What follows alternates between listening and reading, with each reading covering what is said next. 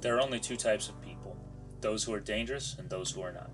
Discerning those who are isn't as easy as you might think, and some people you may overlook as being a threat are some of the most dangerous people you will ever meet. Join me today as we dive into the topic of three types of dangerous people.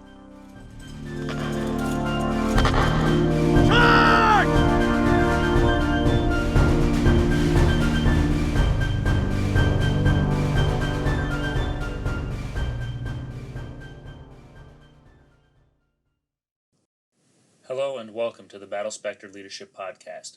I'm your host, Mike Ure, and in this debut podcast, I'm going to discuss three types of dangerous people. I'm going to use a video by the Warrior Poet Society titled Three Types of Dangerous Men as a backdrop to begin not only this episode, but my podcast as a whole. I encourage you to check out the video for yourself and see if I may have misinterpreted what it is he's saying. It's only natural for a community to try to ascertain who it is a danger to the group and who is merely an annoyance. Unfortunately, this can be difficult because those we may feel who are the safest amongst us can be the most dangerous people in our midst. There are many reasons why this is, and in the passing minutes I hope to show you why I have to disagree with the Warrior Poet. For starters, let's break down what he thinks the three most dangerous people are and why he thinks that.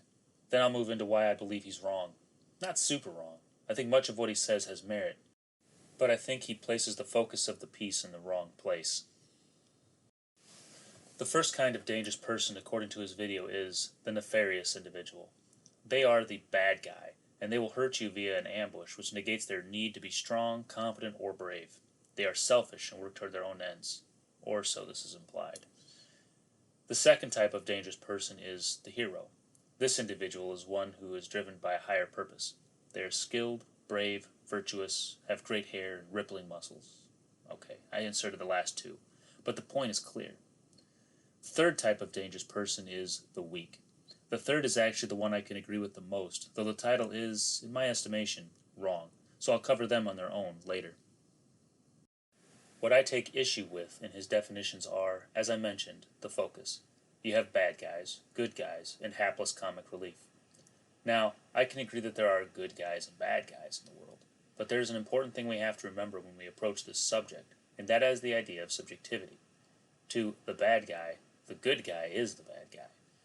To ISIS, America is evil, and they are virtuous and brave while we're weak and conniving. Dangerous people can't be divided into good and bad camps. It's far deeper and more nuanced than that. It's for this reason that the concept of dangerous people needs to be expanded, and the notion of good guys and bad guys needs to be left as a quantifier for the individual when assessing their views of a particular person or group. When ascertaining what amounts to a dangerous person, we have to leave that idea behind in order for us to discover who is good and bad. I know this sounds silly, and yet this needs to be done. I'll start with our point of agreement, the hapless loser and coward. While I won't call them this in this title, this is a dangerous person that we rarely if ever think about. I like to call these people sheep's and wolves' clothing, or posers, or elementary people playing collegiate sports. There are a lot of types that fall into this category, and this category is actually the most dangerous and at the same time the most easily corrected. What I mean by this is simple. Some people in this category are well-intentioned, but attempting to punch above their weight class. These people can be coached to learn how to fill that role, or simply prevented from ever getting the job in the first place. They are, by and large, the easiest dangerous person to counter. Not only because you can simply remove them from their position to prevent damage, but because they are generally so bad for the position that should you find yourself on the opposite side of the conflict as them, they are actually a benefit. There are, however, those who mean to do the same people they are supposed to be working with harm by taking advantage of their position for their own gain. They can do this simply by leveraging their authority to benefit themselves while harming others. Think of a bureaucrat who uses his position to ensure his papers are in order, then uses his same position to garner favors from others in exchange for his services. While it may seem like this isn't that dangerous, think of the problems that can arise when you have people like this doing for themselves regularly. They create problems in the system where problems need not be, and this can lead to all sorts of downrange problems that affect the lives of others not directly involved. But the more sinister variant of this individual is the one that sells their services to those outside the system for their own gain, or the gain of those they really serve. We call these people traitors, and from here on I will simply refer to them as wolves in sheep's clothing. These peoples aren't necessarily nefarious or evil. Think of a CIA operative who is deep undercover within ISIS attempting to bring down the regime's demise.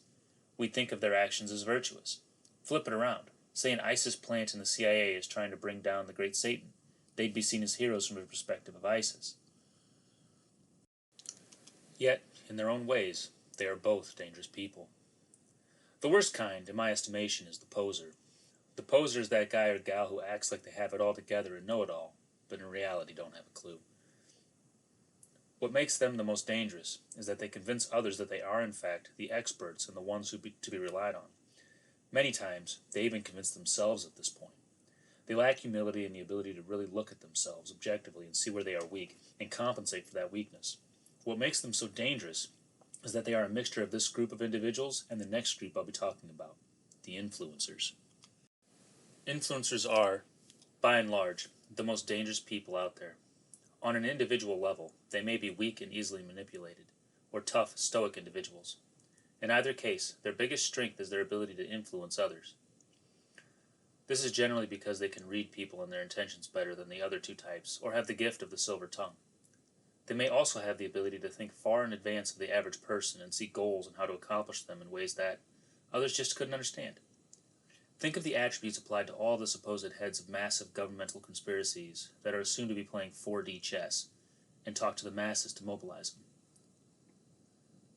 I'm going to punt Godwin's law right in the butt and bring up the most obvious example of this kind of leader, Adolf Hitler. In fact, he's not only a good example of the influencer, but also of the poser. In many ways, he was very gifted in what he did. He was a wonderful orator, for instance. And in other ways, he was a complete hack, a terrible overall military strategist. In fact, what made him dangerous to others and to Germany was different. He was a danger to the world because he could motivate others to do his will. But he was a danger to Germany because, well, let's be honest, he was incompetent and driven by an ideology that the rest of the world found repugnant. He was incapable of seeing his own faults, and convinced others that he was without fault. By the time it became readily apparent that he'd lost his marbles and become a diseased drug addict, he had such a following that stopping him was pretty much going to get you killed.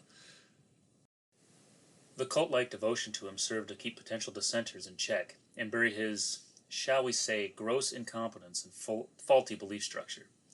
Looking at Adolf and thinking of the terrible things he could have done with even a couple nuclear weapons is terrifying, and rightly so. He was an unhinged lunatic that convinced others that he was the greatest thing since sliced cheese. Looking at him, it's easy to see why influencers can be dangerous people. The next group is the warrior. This group is the one that the warrior poet focused on, and I can really agree with his thoughts here. The warrior isn't a well-trained soldier, just some guy who knows karate. The warrior is one who studies conflict and how to resolve it at whatever level they work within. The problem need not be a military or tactical one. It can be as easy as playing football or a game of chess. These people are the thinkers, the tacticians, the strategists. They can be supremely competent in personal martial arts or campaign-level mastery. More often than not, they are influencers who specialize in being unpredictable and working toward a larger goal. Many times, these people believe in something bigger than themselves, whether it's a country or some ideology. They are as systematic in their goals as they are in anything else, and know what their weaknesses are. They may never let on to those weaknesses, but they understand them and work to counter them as often as possible. Further, they study their opponents, whether it's the fence they're trying to build or the enemy commander and his armies they're trying to destroy. To them, the most important 6 inches in any contest rest between their ears.